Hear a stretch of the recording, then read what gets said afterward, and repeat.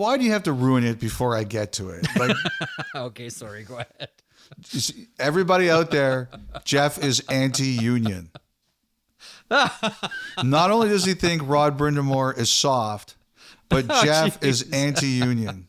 And anyone else you hate on this podcast? They're not going to be able to step into Coca-Cola Coliseum. All the IATSE guys are going to be able to get you're in big trouble there, man. No question about it. 32 Thoughts is always brought to you by the GMC Sierra HD, America alongside Friedman, and the Global Series is upon us. Eyes are on Stockholm. Eyes are on, Ottawa and Detroit, as we record this podcast, are playing. Also, Minnesota and Toronto. Those are your 4 teams. Coming up on this podcast, you will hear from Chris Tanev. Calgary Flames defenseman Elliotte Friedman sat down with Tanev a couple of weeks ago, and we thought maybe we should get this out before he gets traded. More on that coming up in a couple of moments. Meantime, Elliotte, I have been wearing my World Cup of Hockey Team Sweden toque all day long. It's the Tre Kronor. It's the beautiful crowns. It is blue. It is yellow. It is gorgeous. We've got Sweden on our mind. I want to ask you about Daniel Alfredsson. What's that? That answers the audience's question to Jeff Merrick. What are you wearing? What's that? Actually, I'm wearing this toque, and I'm wearing a Guelph Griffins hoodie. Guelph Griffins hockey hoodie. Do you have anything purple on your side of things in the University of Western Ontario? I think I'd rather you be. I think I'd rather envision you naked than wearing a Guelph Griffins hoodie.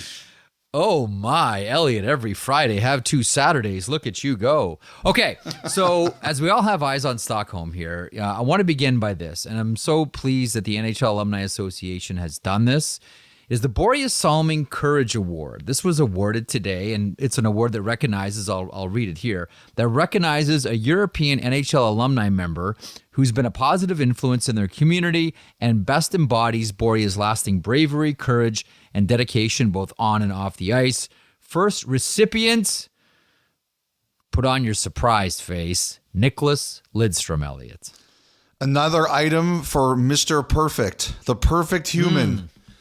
Yeah. Something else for the perfect human's perfect wall. Very fitting.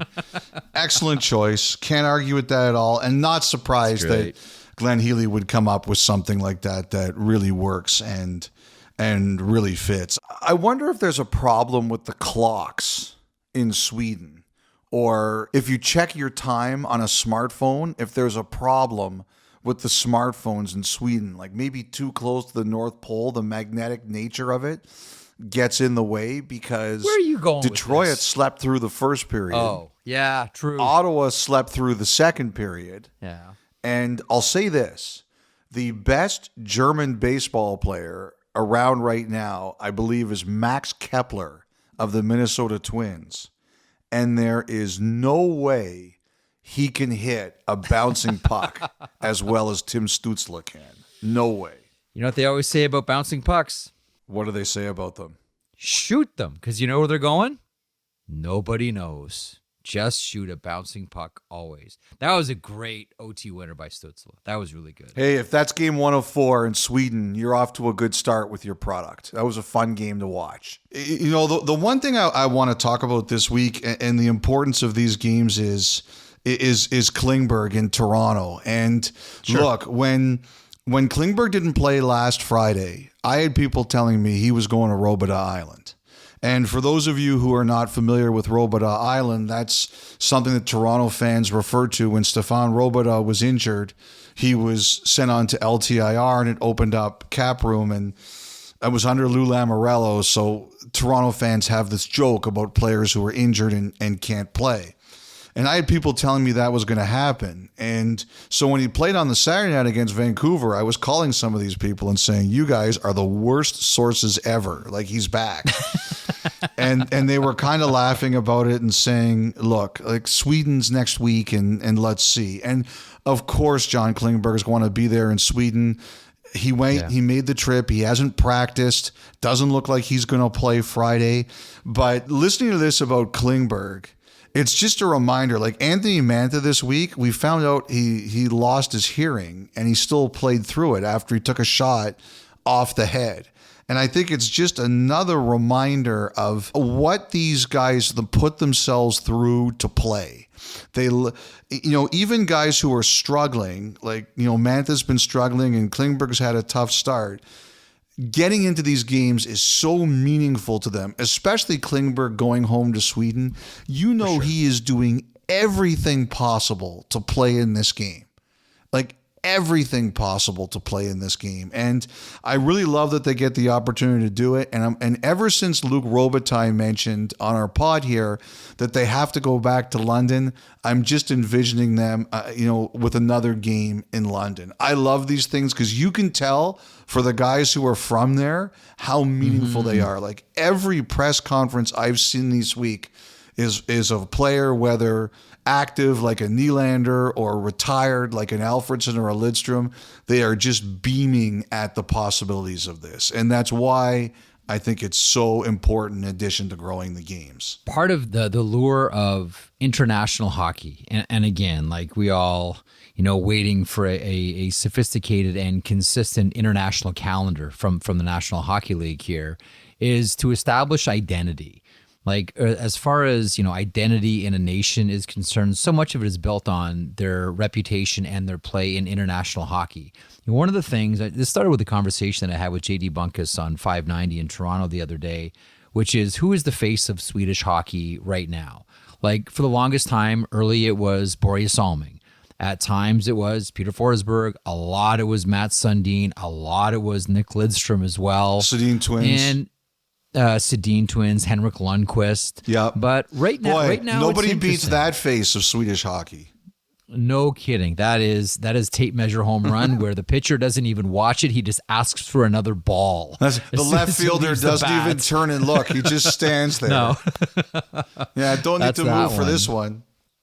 But if you look at Swedish hockey right now, do we need to see international competition until someone distinguishes themselves? Or is it just the top player? So is it Elias Pettersson? Is it Erik Karlsson? Is it William Nylander? To me, it doesn't seem like there's one clear-cut face of Swedish hockey, and maybe we need to see an Olympic competition or a World Cup competition for one to really pop. You know what I think Sweden needs? And Sundin alluded to this in an interview last year. I think it was with JD Bunkus, actually, who you just mentioned.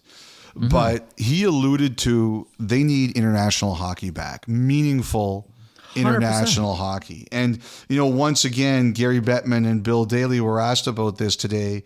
And obviously they're working towards a 2025 international tournament of some kind and going back to the Olympics in 2026. But to me, more than a specific face, I think they need best on best. We have to have it back. And I get this argument all the time. There's people who say to me, you don't make money off the Olympics. You're not getting the money for it. I know. I don't care.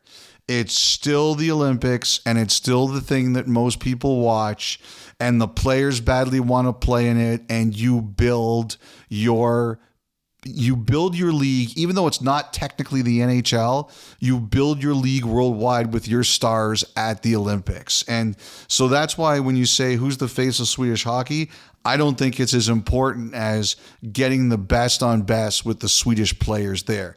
That's how you develop who your stars are. Pettersson has a chance to be it. And with a big performance on that big stage, he could be it. You mentioned Mats Sundin a couple of seconds ago. And listen, we saw plenty of games with Mats Sundin going head-to-head with Daniel Alfredsson. There was stick toss gate and mocking stick toss and et cetera, et cetera. It was just a lot of fun watching Toronto and Ottawa go at it with two Swedes at the center of that rivalry. Daniel Alfredsson on the bench with the Ottawa Senators and Mats Sundin in lengthy conversations with Brendan Shanahan of the Toronto Maple Leafs. Let's start off here, twofold. Thoughts about Alfredsson's presence, not just in Ottawa, but specifically behind the bench at this Global Series. And also, I don't know if I should call it a thaw, because I don't know if it was an iceberg, but does it seem like there's more of a warming between Mats Sundin and Toronto going on right now? It does. First of all, about Alfredsson, this was always going to be a thing. Now that the Senators were sold, he was coming back. It was just a matter of when and in what role. Well, last Monday, not this week, but a week ago, when Steve Staios addressed the team, Alfredsson was there and he was part of the commentary. He was one of the people who addressed them. That said to me that his voice is going to be big and his opinions are going to be heard. He may not have, I don't even know if title matters with him right now. It's just that he's back in the organization. He's part of the overall group and his presence is there. And the fact they put him on the bench in Sweden, I think that's fantastic. First of all, he's going to love it. It's a proper tribute to him. And secondly, and I think this is an understated thing here, it's going to allow Daniel Alfredsson to go on the bench and see what's going on. I want to make it very clear here. I'm not talking about him like any kind of spy or anything like that, because I know people go goofy about those kinds of things. He's Mata Hari. He's Elliotte. He's not a spy or anything like that. But what it's going to do is it's going to give him a bird's eye view of kind of what's going on and is there anything that needs to be fixed? Are they happy with the way everything's going and all the players are reacting? Like Alfredsson has made it very clear that he wants to be as much about development and making things better and offering his opinion as much as he's interested in making trades or going scouting or running the team or anything like that. So I think that's one of the things that's going to happen here is he's going to go on the bench. He's going to see and he's going to say, okay, this is what I'm seeing and this is how we can make it better. So I don't think this is only a celebration. This is also a chance to get him immersed in what's happening. The Sundin thing, I don't like to talk for Mats Sundin because I think he would hate it, to be honest. But there's definitely been a feeling that Sundin is not as much a part of the organization as he should be. And I've never spoken to Sundin about this, but I know people who know Sundin, who know how much he loves the Maple Leafs and loved playing for them. And, he gave his heart for them. There's no question he sweat a lot of blood for the Toronto Maple Leafs. And they feel he should be more involved. And they think that he's kind of been, I don't know if left outside is the right word, but he's never had as much of a role as he should have. And I know that these people are there right now. And one of the things they're saying is they hope it means that Sundin is going to become a bigger part of the organization because he's got a lot to offer.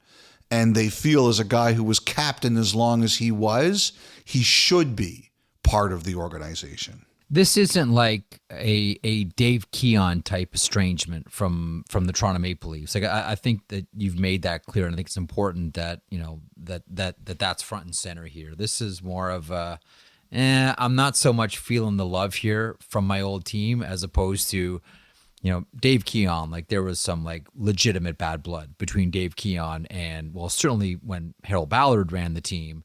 But he just didn't want anything to do with the Maple Leafs organization. He wanted a lot to do with his teammates, but not the team itself. Yeah, Keon was, I don't like the way I've been treated here. I don't like the way this is going. And as we learned, that Dave Keon can hold a grudge for a very long time. Very impressive skill, I have to say, to hold a grudge for as long as he did. Even better that eventually, that cooled down and he was able to come back and be properly recognized. That was Brendan Shanahan too.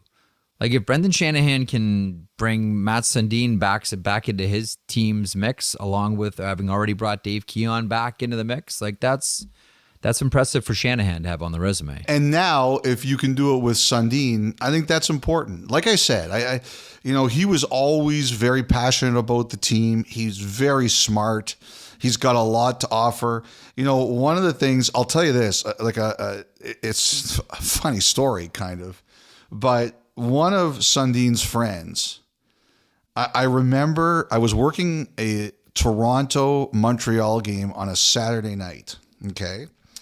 And Sundin was being honored. He gave a speech before the game. It was after he was done playing.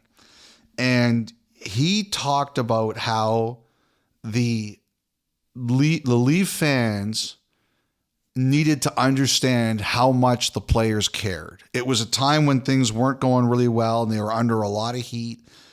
And he gets up there and he stands up for them. He says, you have to understand that these guys really care about being Maple Leafs. They try really hard. They want to win just as much as you do. They want to represent the Maple Leafs very proudly for you. So he basically says, leave them alone for a couple weeks while they sort this out. And then they go out to Montreal and they lose 5-0. It was on Hockey Night in Canada. And this guy was at that game, and he came up to me after, and he was steaming. He was saying, like, he's like, those bleeping bleeps. You know, Sundin goes out there. He tells the fans to get off their backs. He talks them up. He says, I know how much you care. And they go out and they suck bleep and they lose 5-0 to the Montreal Canadiens. They made Mats look bad. You should go on the air and you should trash them for that. I always remembered that story. It was really funny. Anyway, look, he should be part of the organization in some way, and hopefully it works out. Remember when Mats Sundin signed with the Vancouver Canucks and came back to Toronto when there was that ovation? You know, it's good you mentioned that, because I thought about that with Bo Horvat, and that is that it's a reminder that a lot of the noise online is just noise. You have to remember only a certain percentage of people have, say, a Twitter account or a whatever account. And just because something might be true online or appears to be true online, it's not true. Like, Sundin was actually worried about the reception he was going to get. And remember, he gets the big ovation when they do the video, and he can't take the face off. The linesman steps away from the face off so Sundin can recollect himself. You could tell Horvat was nervous for New York in Vancouver the other night.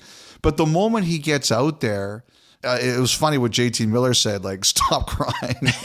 I really love that. But, you know, Horvat was emotional. And I think it's a reminder of the online world is not the real world. People forget that. It is not the real world. And sometimes we need to be reminded of that. But also, Jeff, more importantly, what it's a reminder of, people understand that you're not always going to get the best results. But what they really know is if you gave them a great effort. If you gave them a great effort where they are, they will always thank you for that. I'll say this. One exception was John Tavares in New York. He gave them a great effort and they weren't having any of it. Nope. But in most cases, I think fans recognize you give us a great effort and we won't forget you for it. What do you make of both? Like that was the game that a lot of us had circled. Okay, this is going to be the one. It's the return of Bo Horvat. This is something that Horvat has probably had on his mind since the trade last year. Like, okay, eventually I'm going to have to go back to Vancouver. What is it going to be like? I was so emotionally tied to that organization and that city and those fans. What's going to come over me? What's it going to feel like? And now he's gone through it, so the relief valve has been sprung for Bo Horvat. But at the end of it, like, all eyes were on this game, and so now we're looking at the Vancouver Canucks, and we're looking at the New York Islanders, and we're seeing the tale of two distinct teams. Like, for Vancouver, everything is going gangbusters. But let's drill down on the Islanders here for a couple of seconds. Jeff, unfortunately for them, it didn't get any better on Thursday night. They went into Seattle, a team that was also struggling, and they couldn't get the win there. So every day the tension just piles up on Long Island. First of all, I don't think Lou Lamoriello is sitting on his hands. He didn't go on the road trip. He was in Toronto at the GM meetings. And, you know, one of the things about him is people don't like to say a lot about what he's up to, partially out of respect and partially because he still gives the fear of God into people. And, you know, if you want to make a deal with Lamoriello and it gets out, I think it's harder now to say if it gets out, it's not going to happen. I don't think that happens as much. Like, you'll remember last year when he traded for Horvat, we said on the pod in the Monday morning, look out for the Islanders. And I think it got done that day. And someone said to me later that there were people who were nervous in Vancouver when they heard about that because they're like, uh-oh, are we going to lose the deal? And, someone just joked with me later, it's too hard to do that now. There's too much that gets out. But I do think that he's up to some stuff. I think he was talking to a lot of GMs at this meeting, or the word was getting around that he was asking what's out there. I think they're looking for a scorer. They've been looking for a scorer for a while. I definitely think they're still looking for another one. And I also think they're in on some of these defensemen, maybe from Calgary. I think he is looking at some ideas out there about how it can work and what he can get. Somebody hinted to me without confirming it that who was at the meeting, they said they thought that Calgary was one of the teams on the Islanders' radar about something they could do. And so I think he's definitely looking out there. One of the guys I wonder about for the Flames, if you look at the Flames, they traded for Sharon Govich. They're young guys like Zari looks like a player. Pospisil's been pretty good. Like they look like they have some young players here. One of the guys I wonder about if they're going to be a factor in all this is going to be Wahlstrom. And simply because I can see the player saying, I need, if I'm not going to get the opportunity here, I have to get it somewhere else. And I can see players like a team like Calgary that picked up a player like Sharon Govich possibly being interested in someone like that. I'm not saying it's going to be him, but that's the kind of player I could look at Calgary having interest in if they're the fit with Vancouver. And I could see a player like Wahlstrom simply saying, look, if I need to get my career going, if it's not going to be here, it can be somewhere else. That's kind of the guy some people have suggested to me is going to be interesting to watch in all this. We should also talk about Lane Lambert. There were a lot of rumors flying around on Lambert on Wednesday. Obviously, nothing happened. I really love Lane Lambert, the person. Look, one coach has been changed. You always wonder, is it going to be more? I don't have any information at this point in time that they're doing it, and it's tough to get anything out of New York. It's just that I think everybody's sensitivities are heightened to it just because there was a coaching change this week. To me, it comes down to what does Lamoriello think makes more sense? Making a move that helps them or changing a coach to help them? Bad penalties, giving up leads, special teams issues. There's a lot of problems there. You know what that game looked to me like in the third period? That even though it was 3-1, Vancouver thought they were going to win, and the Islanders were worried they were going to lose. And that's been happening all the time. Like Vancouver's one of those teams now that thinks they can win in any situation.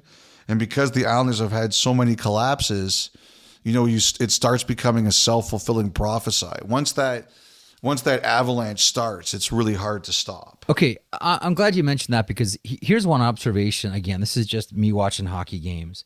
But when I watch Islanders and when I watch them with the lead specifically, like I'm glad you brought that up because it seems as if, they're married to a really tight defensive structure. And it looks like they're completely risk averse. Nobody wants to take a chance because of their very strict defensive philosophy. And you know what hockey's like right now. Every now and then you got to open it up. Every now and then you gotta let your dogs run a little bit here. The Islanders don't do that, and I wonder too because I've looked at it the same way. I'm like, oof, these guys may have the lead, but they're playing hesitant, like they're playing tentative here. And I just wonder if it's because they adhere to this really defensive structure and are scared to open it up, and what that might mean for them individually. Does that make sense? It could. The only reason I disagree with that, Jeff, is that I've seen it work for them, right? This is a team that went to the Eastern Conference Final back-to-back playing basically the same system. So I don't know that I would make that argument. Number one, maybe it's just possible that, Jeff, maybe the answer is they're just simply not as good as they were 2 years ago or 3 years ago when they were going far with that, when they took Tampa to 1-0 in Game 7. Like, that was a hell of a team. Maybe this team is just 2 or 3 years older, and we're seeing what catches up with that. That could be the answer. To me, when I was watching the other night, I just saw a team in Vancouver that was thinking to themselves, like when the Blackhawks were at their best, when the Avalanche were at their best, the Lightning were at their best, they never thought they were going to lose. Never. The Golden Knights. You could be up 3-1 going into the third period, and you still thought, we have plenty of time to win this game. We're that good. And even though it doesn't work all the time for Vancouver, they for example, they got beat 5-2 by Toronto on Saturday night.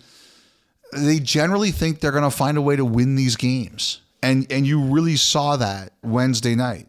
In that third period, Vancouver was like, we don't care what the score is. We're going to win this game. All right, let me swing back to the Calgary Flames for a second. How do we think we should best couch this? Open for business. The showroom is open, but the stickers aren't on, so we don't know the prices. How would you describe Calgary right now?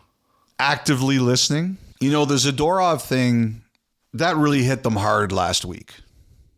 I heard there were some pretty upset players. Like you saw that Backlund clip this week. We found out the same time as you did. Yeah. I think there were some pretty upset players. Obviously Zadorov was very frustrated, and that's why the agent sent out the tweets. But that doesn't mean that everybody knows the situation. There have been situations before.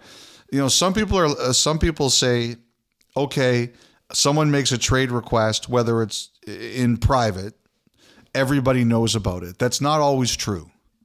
And I know the Flames felt that, judging from some of the questions that were asked to the players, it's clear that the feeling there was the Flames were taken aback by this too. Now, Zadorov kind of denied that. He felt that he made it very clear, but not everybody in that organization feels the same way. Clearly, there's been some miscommunication here, or not everybody is on the same page. So that's problem number one. Problem number two is, just because Zadorov may have indicated that, it doesn't mean everybody knew. There are times you have that conversation and the player wants it kept quiet or the team wants it kept quiet. So not everyone is made aware. And for the captain not to know about it, as Backlund said, it definitely would be a big surprise. Like, I think there was some verbal confrontation between players after that. I don't think everybody was very happy. So, and I think the thing is here too, the people like Craig Conroy, he was a really good player because he's a really emotional guy. And I think if you're Craig Conroy and you see it play out that way, I think for a couple minutes there, maybe a day, you're angry. You're like, get this freaking guy out of here. That's what kind of happens. But then the GM in you, and that's why also Don Maloney and Dave Nonis are around, just calm you down. Let's work it out. Now, I do think they started getting called by teams. What's going on here?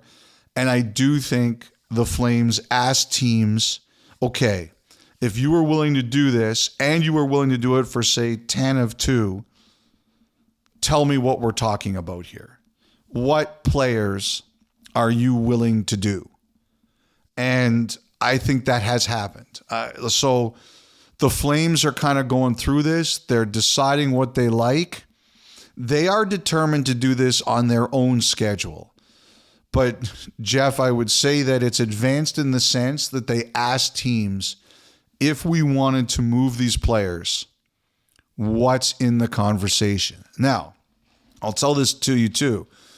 Depending on who you talk to, you also hear that there was as much, if not more, conversation already around Tanev and Hanifin as there was around Zadorov. Zadorov got pushed into the forefront because of the tweets on Friday night. But I still do think that there was also a lot of poking around on the other two guys. So it's going to be interesting to see how they all get prioritized, who goes first, do any of them go together, and where this all ends up. Now, I don't think Calgary wants to trade with Vancouver. My opinion on this is, if they give you the best deal, and you should try to squeeze as much juice out of them as you can, that's your job, then you should look towards that deal. But I think Vancouver knows that if they don't make the trade now, they can always circle back on these players in the summer. Like, I think Tanev, all things being equal, would be very interested in Vancouver, and I think the same for Zadorov.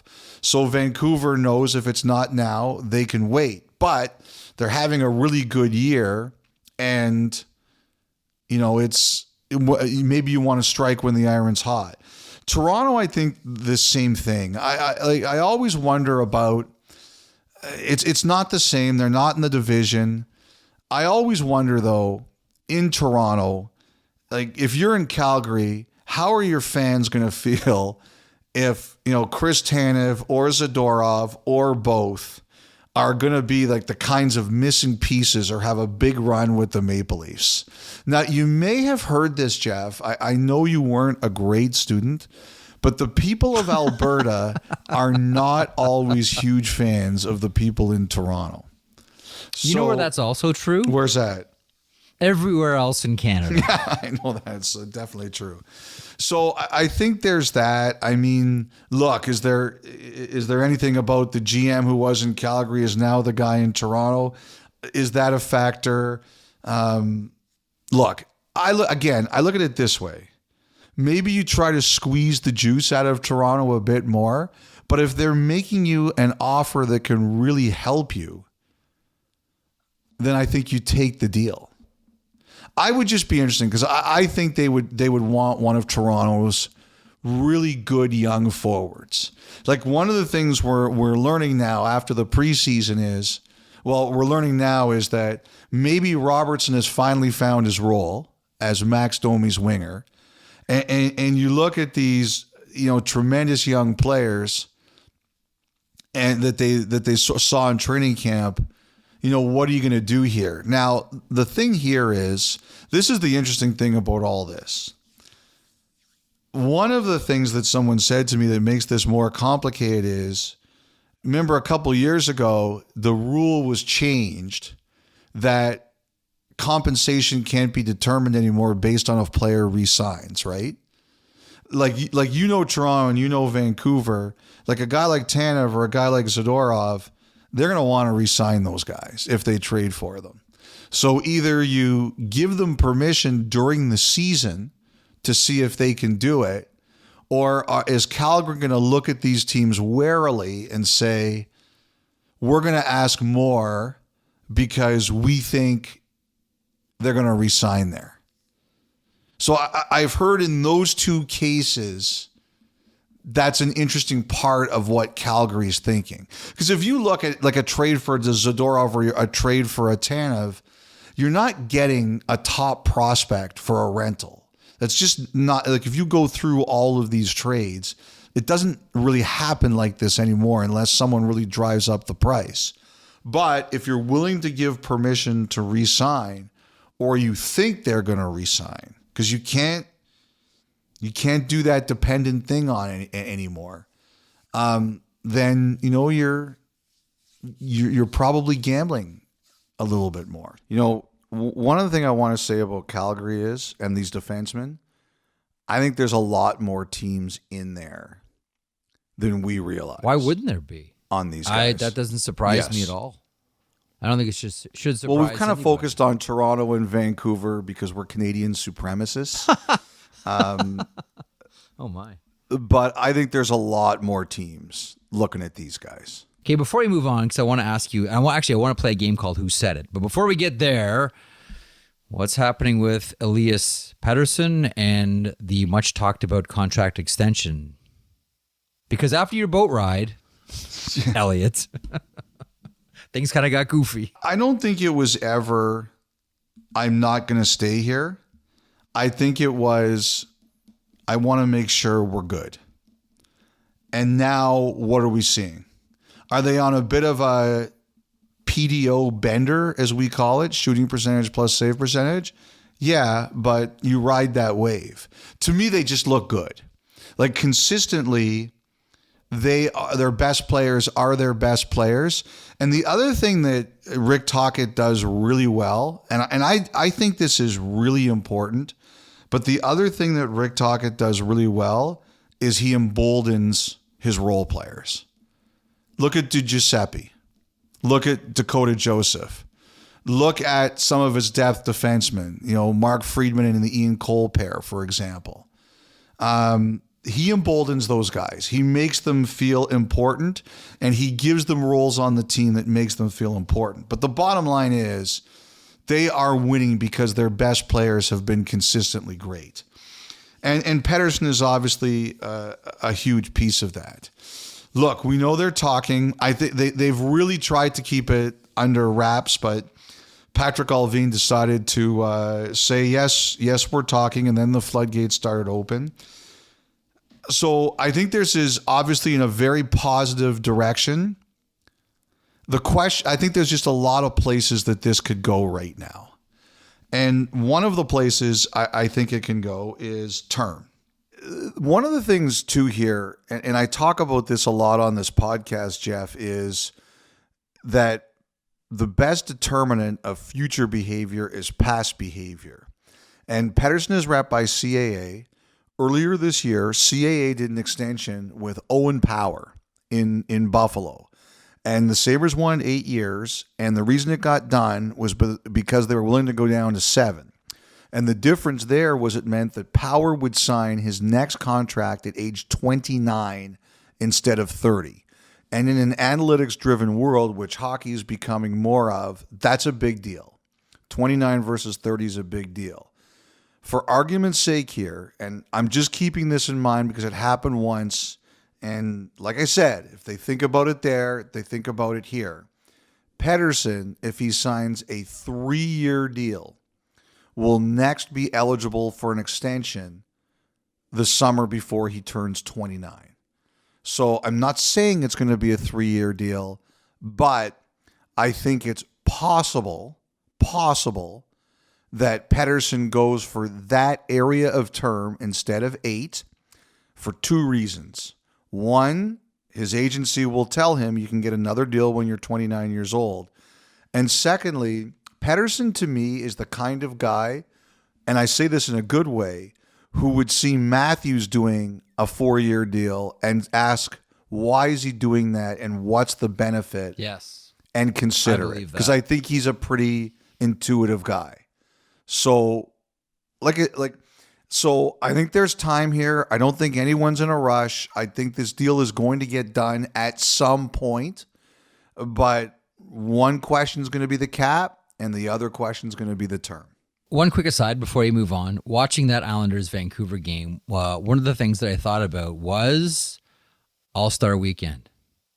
And would it not be fun to see a hardest shot competition between Ryan Pulock of the Islanders and Philip Hronek of the Vancouver Canucks, who cranked it up 107.9? Elliotte, we've talked about specialists before. Hey, let's go find Martin Frk and bring him in. Tell me that wouldn't be a fun showdown. Even though technically they might not get in as quote-unquote all-stars, would you not love to see that at all-star? I've been screaming about this for years. I have been screaming about this for years. Bring in the specialists. But people who say that I should use my voice because I have influence, this is proof that I have none. So this is why I don't even talk anymore. Okay, quick game of Who Said It. Which player said that his team hasn't, quote, completely bought in? Jordan Stahl. Carolina Hurricanes. Something just looks off. Just looks off with the Hurricanes. It's like grabbing a handful of water. What is it? Something's not right with Carolina. Yeah, it's a good question. Carolina, earlier in the year, they weren't getting saves. And someone said to me, don't worry about that. They are still a good defensive team. They just aren't stopping the puck. That'll sort itself out there. And I was like, okay. And now they're not scoring as much. And if you look at the NHL Edge stuff, for example, their offensive zone time at even strength is among the best in the league. Their shooting percentage is among the worst in the league. So I'm trying to determine, is this just a bad shooting slump? Is this a Josh Anderson-esque shooting slump where no matter what you can do, you just can't score? Like, if you look at their NHL Edge numbers, Jeff, they're getting chances from high danger areas and they're in the gray zone, which is not the top level, but it's higher than average as compared to the rest of the team. So that says to me that they're getting opportunities. Now, I'll probably have to watch them a little bit more. I just wonder, like Vancouver, which has like the hockey luck right now, in addition to how well they're playing, they're on a hot streak. And Carolina's to me, it looks like they're on a cold streak, but I'll watch it a little bit more. Like the one thing I felt about Carolina, like, why did they lose the Eastern Conference Final last year? One, Florida was a little bit better. And number two, they could not score. I've always felt since then, like, do they need another finisher? Do they need another scorer? And maybe it's as simple as that, but that's one of the things I do wonder here with them. Do they need another finisher? You? Oh boy. I think this is a highly skilled team that is frustrating to play against. Yeah. And I think that, like, I'm with you. I think they need another scorer, but I still think they need to get dirtier. I still think it's a team. Like, they're frustrating to play against. Like, ask anyone that plays against. Are you calling Rod Brindamore soft? No, but I'm saying they scream to you as they need more players that are nasty to play against. Like, you look at all the Cup champions of recent note. What do they all have in common? Well, certainly the blue line, but you can make the argument that Carolina might have the best blue line in the entire NHL. Yep. But they also have players that are miserable to play against. Not just frustrating to play against, but miserable to play against. Vegas had those guys. Listen, Florida had those guys. Tampa had those guys. Colorado had those guys. If I'm Carolina, that's what I'm thinking.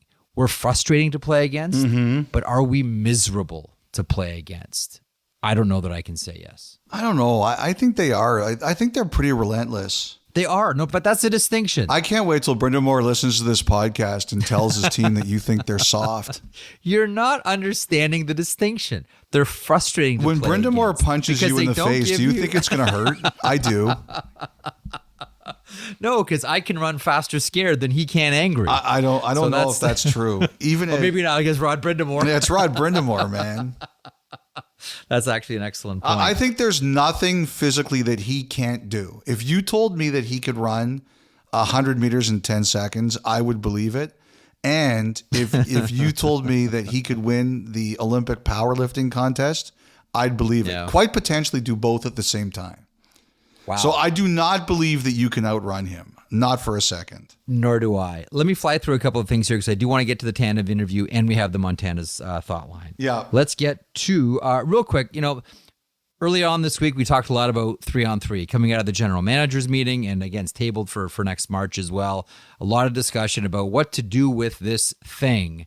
And by the end of it, you know what I kind of got around to thinking? Is there really that big a problem with 3-on-3? I know it's not 5 minutes of sprints that we always want, but is there that big a problem that we have to come up with a goofy mechanism to try to force these guys to go end to end for 5 minutes? Obviously, first of all, I have no problem with people talking about it. That's number one. There's nothing wrong with brainstorming. There's no such thing as a bad idea, except a lot of them that you come up with on this podcast. You know what was interesting was someone reached out from the BCHL to me, and they said that they pointed out this year they went to 3-on-3 for 10 minutes. And the percentage of games gone to the shootout has dropped from 41 to 14. Yeah, they don't have a players' association to deal with. Well, look, why do you have to ruin it before I get to it? Okay, sorry, go ahead. You see, everybody out there, Jeff is anti-union. Not only does he think Rod Brindamore is soft, but Jeff is anti-union. And anyone else you hate on this podcast? They're not going to be able to step into Coca-Cola Coliseum. All the IATSE guys are going to be Oh, able to you're in big trouble there, man. No question about it. Anyway, yes, you're right. And, what's one of the things that the league said? They're not looking to change the format because that's something you have to do in conjunction with the players. That's actually a rule change. I actually think that might be the answer, is go to 10 minutes of 3-on-3. Like if the whole idea is you see how it goes in other leagues, like if that's what's happening out there, that's some evidence for you. Another one of the things, and I reached out to someone I know who else is involved with that league, and they told me that what you really see happen is you can't shorten the bench as much as you do in 5 minutes. Like you have to go deeper into your group than you do in a 5-minute overtime because guys get tired. So that leads to some even more scrambly play. Look, I think the easiest fix here, Jeff, is either a shot clock, or if once you gain the blue line, if you pass it back out, play's blown dead, you give up a defensive zone draw. The problem with that is they don't want any more whistles. So you have to do, look, if you really want to fix this problem, Jeff, if you really want to fix this, you know what you do. If you take the puck back out, pass it or carry it, it's a penalty. I just can't see them wanting to go there. I don't think so. But I'm curious to see what the players and the teams and the fans will come up with. I'm sure there'll be good ideas. The other one that I thought was kind of interesting, and it also takes a rule change, you can't just do it, is the whole idea of penalty shot. You get to pick the player on your team who takes it. I love that. Not just the guy, necessarily the guy who's fouled as it is now, but you get to pick the guy on your team who takes it. I've told you this story before, talking to the late Wade Belak about this, and I asked Wade, what would you do if you were pulled down on a breakaway and were awarded a penalty shot? And he said, I'd fake an injury, because there's no way I'd be helping my team. If I was going to be the guy taking the penalty shot, I'd fake the injury and let Pat Quinn pick someone else, Sundin or McGillney or whomever, who could actually succeed at a penalty shot. I just love moments where you force someone to choose something. Like I'm always, this about me, Elliotte, forced choice. You make a decision right now. That's Can I give you another one? Yeah, shoot. Okay, so I was doing my regular radio hit in Nashville this week. I do it every Thursday, and with Carolyn Fenton and the great Derek Mason and Willie Donick.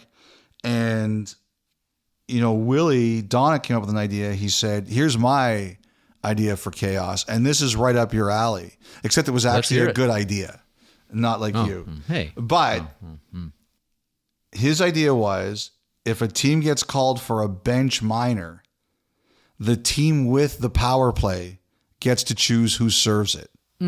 So then the question becomes, do you send the most skilled player into the box or their best penalty killer? Exactly.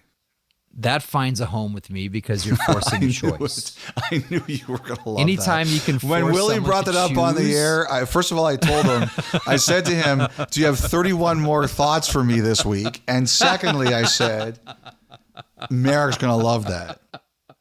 I do, because you're forcing someone to choose. It's great. It's like choose your opponent in the playoffs. Force a choice. Don't worry about your feelings about, I don't want to offend anybody and all the niceties around sports, blah, blah, blah, blah, blah. Force a choice. The more that I think about, Willie, take the rest of the week off. Willie, you just earned yourself a corner office. Good thing it's Friday. Willie, bravo, bravo. Yeah, exactly. Could you imagine that? Just think about it, like a big game in the Stanley Cup final. You're playing against Vegas and the other coach says, Pietrangelo, you're serving it. So good. See, that's one of the reasons why, every now and then we entertain the idea of getting rid of offsides. And what always flies back is, well, what about the player that's just going to, cherry pick or goal suck at the other end? It's like, well, that's fine, but it's forcing a choice. You can either defend that player or take the odd man advantage in the offensive zone. It's a gamble, but you're forcing a choice. I think in sports, that's part of the intrigue and that's part of the drama and that's part of the excitement.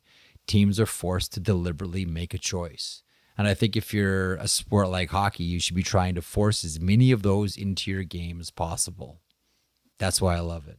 You know, Elliotte, going into the Columbus-Arizona matchup, we looked at this and said, ooh, head-to-head, Logan Cooley, Adam Fantilli. But coming out of it, the story was Johnny Gaudreau and Patrick Kane, benched in the third period of a one-goal game. A lot of benchings this year so far, Elliotte. A lot of benchings. Columbus has been the epicenter of this. You know, Huberdeau got a lot of attention, obviously, because he's playing in Canada, and that always adds another layer to it. But Columbus has been the most consistent. Now, this isn't the first time for Gaudreau. The one for Laine sticks out to me a bit because he's just coming back from a concussion, right? An injury that cost him a couple of weeks, and you always wonder, does a player who's been through that and is coming from that, do they get a longer leash? And the answer was no. Obviously, if they felt that Laine wasn't doing what they wanted or giving the effort they wanted, they just said, you know what, this is the program and we're sticking to it. You know, Columbus to me is really interesting. They've been a team that has definitely not stopped looking for centers. They got a couple extra D. We've mentioned Peak a lot. I think some teams have been in there to look at Boqvist too. So Columbus is interested in dealing. So we've been talking about Columbus for a while now, working on some things like that. I just wonder if we ever get to the point here where maybe Columbus is talking about some bigger deals than we thought because of all the benching that they're doing and the messages that they're sending. Like, I don't have a problem, Jeff, with tough love. I don't. If my boss doesn't feel like I'm giving my best, they have every right in the world to say to me, you're not doing it. And if it doesn't get better, they can demote me or they can take me off the air or whatever. But, you know, Jeff, I always try to put myself in everybody's shoes here and imagine if this was to happen to me in a work environment. And eventually you get to a point where someone says, this isn't working, or what's the solution here? Or I just don't want to keep getting benched all the time. And, you know, if you're not playing well, that's on you. But if you begin to wonder if the fit makes sense, I just wonder where all of this goes. Okay, quick. Patrick Kane, decision time coming. I think there's 8 meetings or Zoom meetings set up this week. I think he's got a couple more. It sounds like the number is approximately 8. And I think this is not so much about contract as it is about feel. You know, talking to the teams, the coaches, the GMs. Where do you envision Kane playing? You know, how do you see him fitting in the roster? Power play. I think all of those things. You know, I think Kane, one of the things he has to do is make a decision. I've heard at times he's talked about a 1-year deal, playing somewhere this year, seeing how it goes. I've also heard talk about that maybe he might be less interested in that because he doesn't want to move his family around as much, and he might be looking for a couple of years. He's not eligible to sign an over 35 deal because in the NHL, your age is determined by how old you are on July 1st. So he turns 35 actually on Sunday. Happy birthday, Patrick. It doesn't matter at this point. Now, I know that the Toronto thing got kind of overturned. I'd heard rumors that he was going to talk to him, but the Maple Leafs were kind of looking at it like, hey, is that what we need? Or whatever flexibility we have, we might have to spend it elsewhere. So I'm still looking at teams like Detroit, Buffalo, Florida. I've wondered about Carolina. Like we talked on this in this podcast, Jeff, about Carolina needing scoring. You know, Kane can score, and so I still don't know where this is going to go yet. But I think that he's got about 8 teams he's talked to or talking to, and then we go to the next point where he starts to narrow it down or pick his group. Does it feel to you like the Brad Richards courtship. Well, he's not flying around everywhere. Just hearing lining up all the teams and all the Zoom calls. This is the 2023 version of the Brad Richards courting around the NHL. It's an intriguing one. I would have to think that we've talked a lot about Dallas as well. I wouldn't be surprised if they talk to Kane this week. We'll see. I don't think it's going to be Dallas. Like, I think he would like to play there. We talk in this podcast about Tanev and Zadorov and everything. I think that Dallas is going to go out to try to find the best defenseman they can find. That's my guess as to what they're going to do. So I think Kane would love to play there. I just don't know if the fit's going to be possible. Let me throw another team out at you. Okay. The New York Islanders. Talk about looking for a goal scorer, looking for more offense. Yeah, it's not the worst idea. Again, he fits with what they need. They need scoring. It'll be interesting to me if he picks best opportunity to win this year or best opportunity over the next couple of years. To me, if he's doing a couple of years, that increases Buffalo's chances to me. Detroit, I think, is a really intriguing one too. There's, again, I always thought it was going to be about this year. Now I'm not sure it's just going to be about this year. I think Kane has to decide. And we've talked a lot about Florida. I don't want to name half the league because it's kind of weak move actually. But the biggest challenge for me right now is figuring out if it's a 1-year deal or it's a multi-year deal, because that changes the equation.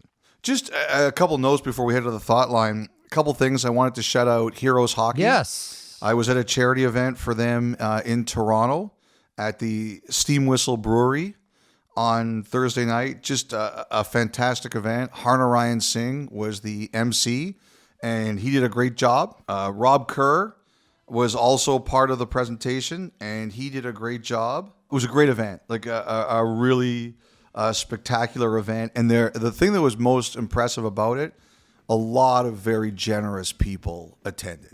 People who donated to something that will make a real difference. And I thought it was great to be at. And the final thing I would like to do, Jeff, before we go to the thought line, is apologize for the fact that there was no written blog this week. I promise I'm not getting lazy. It was just one of those weeks. You're excused. Okay, on that we'll hit a break. There was a lot in there, and we were trying to be economical this week. Nice try, guys.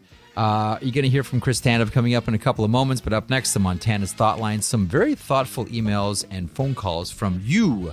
Stay tuned for that in a moment.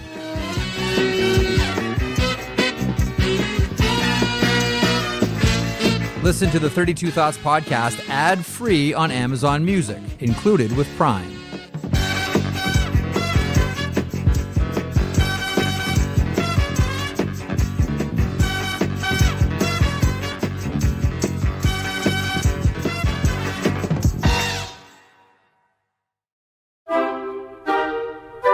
Elliotte, time now for the Montana's Thought Line. Montana's Barbecue and Bar, Canada's home for barbecue. Try the ribs.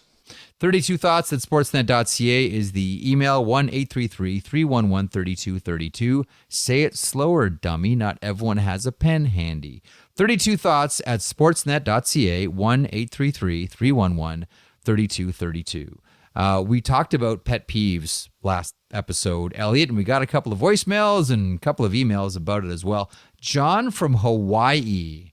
Man, am I envious of you, John in Hawaii. Me too. One of my father's pet peeves were when the announcer would call it a, quote, 1-1 tie or a 3-3 tie. What else could it be if it's 3-3? To which I thought... There's because I got a couple of these this week. Oh my god! And you'll like this one. And only no other normal podcaster would select this as one of the questions. No, come on. This is why podcasts were created, for like petty grievances. Whenever I hear the phrase pre-scout, I cringe. You know why? Because all scouting is pre-scouting, Elliotte. All scouting is pre. It's like the great Mitch Hedberg used to say, "Hey, you want to see a picture of me when I was younger?" every picture of you is a picture of you when you were younger. It's true, Elliotte. And by the way, you ever think about how it's possible? No, I don't think about it. To take Whatever an elevator it is, down. I don't think about it. You don't think about how weird it is that we say take an escalator down? How can you escalate downwards? Anyhow, John in Hawaii, thank you so much for that one. Let's get to a voicemail here. This is the worst. This is your punishment at the end of the week. This is Nick in Chicago. This is my punishment for letting you select the emails and the questions. Go, Nick. Hey, Jeff. Hey, Elliotte. I'll keep it quick, but I was listening to the most recent episode. Jeff was ranting about how he doesn't like good goal and slot area. I've never felt so vindicated in my life. I can't stand the other one. Second chance opportunity. It's said all the time. It's just a second chance. You don't need the opportunity. All right. Thanks, guys. Love the podcast. I swear to God, Jeff, if every one of these is like this, I am leaving now. I just live to at this point, like, I just live to torture you, Elliotte. I just love it. I really, really do. I just love hearing and imagining your eyeballs rolling to the back of your head. You don't have to imagine it. It actually just did happen. Okay. Here is one that is the sweet spot of the bat for you. This is from Steve. Hi, Jeff, Elliotte, and Dom. Longtime listener to the pod. Love how you guys keep me connected to the NHL with a busy schedule. I saw today the Canadians recalled Gustav Lindstrom and loaned Yoel Armia to the American Hockey League. I've seen this a few times this year with players being loaned. How does this differ from waivers? And is this a way to skirt another team from picking up your guy? Always keep up the good work, even you, Elliotte. That from Steve. Well, no, the thing is, for example, with a player like Armia, when they're called back up, you have a 30-day clock. So if the 30-day clock isn't expired yet, and that would be the case with Armia, you can loan them back down. And the other thing here too is that people think that when you clear waivers, the 30-day clock begins then. That's not correct. It's when you call them back up. So they recalled Armia on October 21st. So they had another few days before he would have to clear waivers again. So that's why that they can loan him instead of waive him. That's the important distinction. Thank you, Steve, for the email there. Another Steve, this one from Salmon Arm, British Columbia. Hey, Jeff and Elliotte, the situation with Jack Campbell going down to Bakersfield has made me curious about how much authority NHL teams have over their AHL affiliates. For example, when the Oilers sent Jack Campbell down to Bakersfield, could they say something like, quote, you must start Campbell for 10 games in a row so he finds his confidence? Or are decisions like that still up to the AHL coaching staff? What if the AHL coach didn't want to play Campbell at all? Thanks, guys. Then I hope he can find a new job very quickly. Ultimately, it's true. Ultimately, the AHL is a developmental league. That is the thing that is key here. They will always try to do what is the best for the development of their players. Now, they also understand you've got to sell tickets, you've got to try to win, and they will try to create environments where if things aren't going very well, they'll switch it up. But ultimately, if the Oilers said to Bakersfield, we need Campbell to play, I don't know if he'd get 10 games in a row, especially with the way the AHL schedule is set up, but he would get a lot of games. All right, that's a good one. We're going to do one more email and then a voicemail as well. Dave in Vancouver, and in brackets, go Sens. So a Sens fan living in Vancouver. Hey, Jeff and L-Dog. I like L-Dog. that. L-Dog. L-Dog. E-L-L-D-O-G. You're J-Dog. Right. Dom is D-Dog. Right, There's already the O-Dog. No. We're going to fill up the whole alphabet. Oh, no. The segment's gone to the... if a player cheats on a face-off, they will get thrown out from the dot and a new player will come in to take the draw. What happens if the next player cheats on the draw and the next and the next until each player on a team has tried to take the draw? And wouldn't this be a good strategy if a tired line was on the ice and needed a bit of a breather? First of all, this sounds like a very Roger Nielsen idea, but Elliotte, there's a simple explanation for this one on the second player that comes in. It's a penalty. You get two players kicked out, it's a minor penalty. Because you're right, somebody would try to exploit it. There's no question about that. And that person would have been Roger Nielsen. Or Jeff. Who looked for... Let's finish up with a voicemail. Al from Boston. Shoot, Al. Hey, guys. Great podcast. the only one I listen to, and there are dozens of them out there. You're a You genius. brought up Gudis' goal this week, saying Ah, it was a Mighty Duck of Anaheim type goal.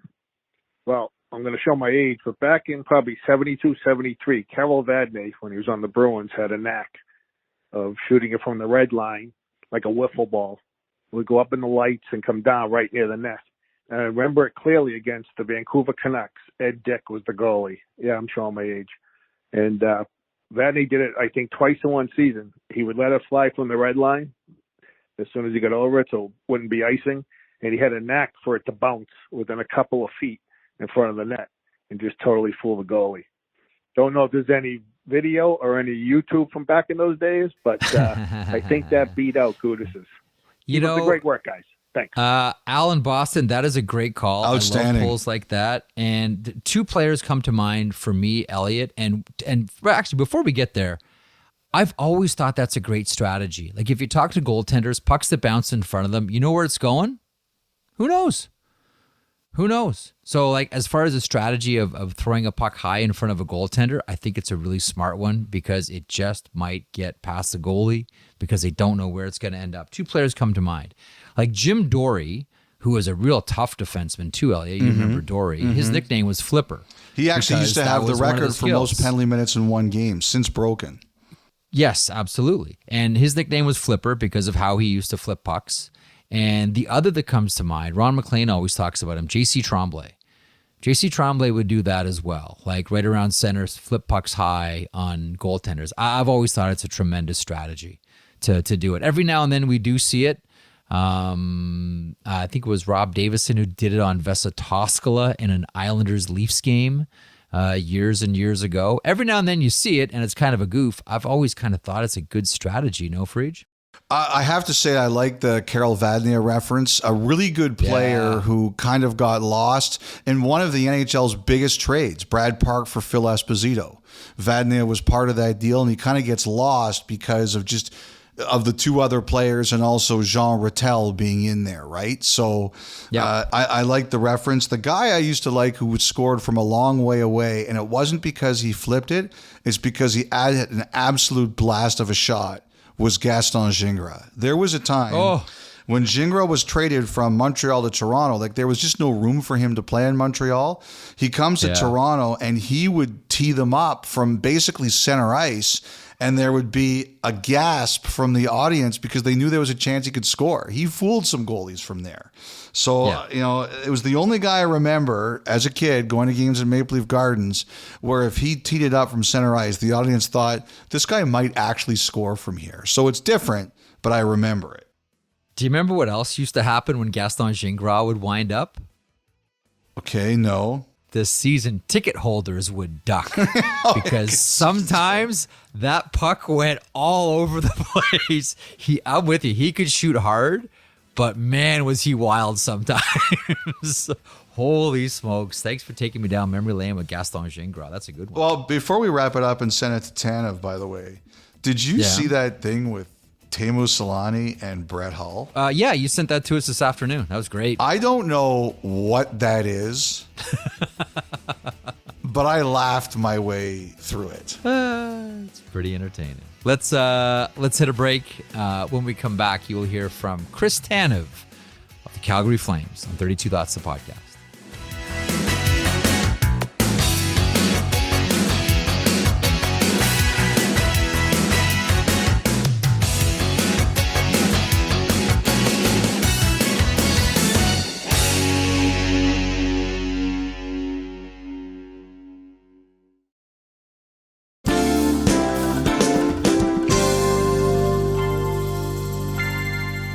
You know, one of the defensemen that's emerged as someone who's highly coveted around the NHL as the Calgary Flames perhaps could be open for business. Well, let's face it, they are open for business. Is Chris Tanev, dependable defenseman, great teammate everywhere he's always gone. Players love him, fans love him, coaches love him, dependable, hardworking D. Elliotte caught up with Chris Tanev a couple of weeks ago when Calgary was in Toronto. We'll play the majority of that interview for you now. Here's Chris Tanev on 32 Thoughts.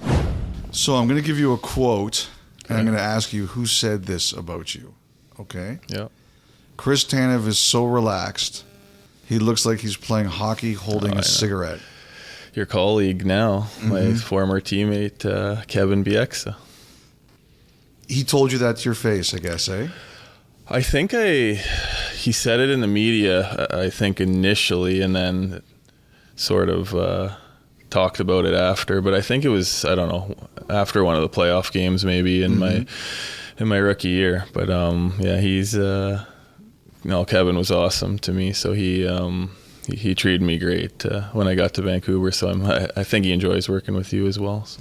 I'm not so sure that's true, but we'll go with it. Yeah. The one thing he really remembered about you, I was talking to him earlier today, and he said that he was actually worried about your career because you were so patient and you weren't afraid to wait an extra second to make the proper pass, that you were having guys like Chris Neal just paste you into the boards over and over again at that time. Yeah, I was getting smacked around pretty good, but I mean, honestly, it's part of the game. I mean, I think just being able to break the puck out, and I've always been willing to take a hit. I was always a smaller kid growing up, so that was sort of always part of my game. But definitely in my early few years of my career, I got whacked a couple times. I mean, I think Jordan Tutu hit me once, and my stick, he hit me sort of below the goal line in our end, and I think my stick flew to center ice. He hit me so hard, but that's one I'll always remember. Did you, when you played with Lucic in Calgary, did you ever say to him, was there ever any joke about any time he ran you or anything like that? Oh, he just used to say like he'd just keep putting it in my corner, and I'd hit me, break the puck out, hit me, break the puck out, sort of that he sort of respected that I wouldn't shy away from getting hit from him. But I mean, he was obviously still is a very good player and a physical body. So I mean, we'd always joke around about that, and then he'd always joke around about beating us in the finals that year, which obviously sucks. That's the one joke I won't make ever with Kevin. I won't do that. When I worked CFL football, I once made a joke about a player who never won, and I saw the look on his face, and I said to myself, I am never doing that again. And Kevin has no governor, but I do. And that's the one joke I will never, ever make. Yeah, I mean, it's tough to talk about, but I mean, it's part of the journey, and you learn from it for sure. So I mean, even though we lost, I had a great experience and learned so much from the guys that year. What do you remember about coming into play in those playoffs? Because guys got hurt, you got put in the middle. Yeah, I was sort of like, I got called up almost around, I think, Christmas that year, and I think I basically stayed up the rest of the year, sort of in and out of the lineup. And then Sammy Salo got healthy towards the end of the year. He tore his Achilles. I think he had some weird freak injuries, but I think he tore his Achilles playing like ball hockey in the summer. So he was coming back sort of right at the end of the year, and then I stopped playing, and then right in San Jose, a couple guys got hurt in one game. I think Hoffer got hurt, and maybe Aaron Rome, I'm not sure. And then I ended up playing, getting in games, and sort of just kept playing from there. What do you remember about that first step on the ice for a playoff game? Definitely nerve-wracking, but you don't strike me as the nervous exciting. type. Yeah. But exciting. I think you want to be in that moment for sure. But it's funny. I really don't remember much. I mean, like even Game 7 we lost. I don't remember really.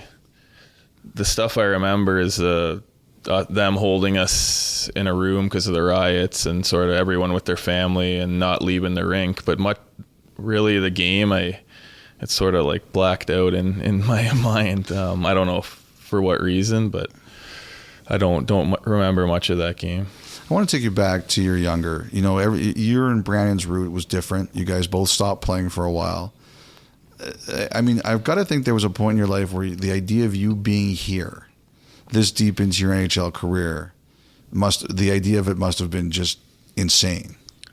Yeah, I mean, when I was.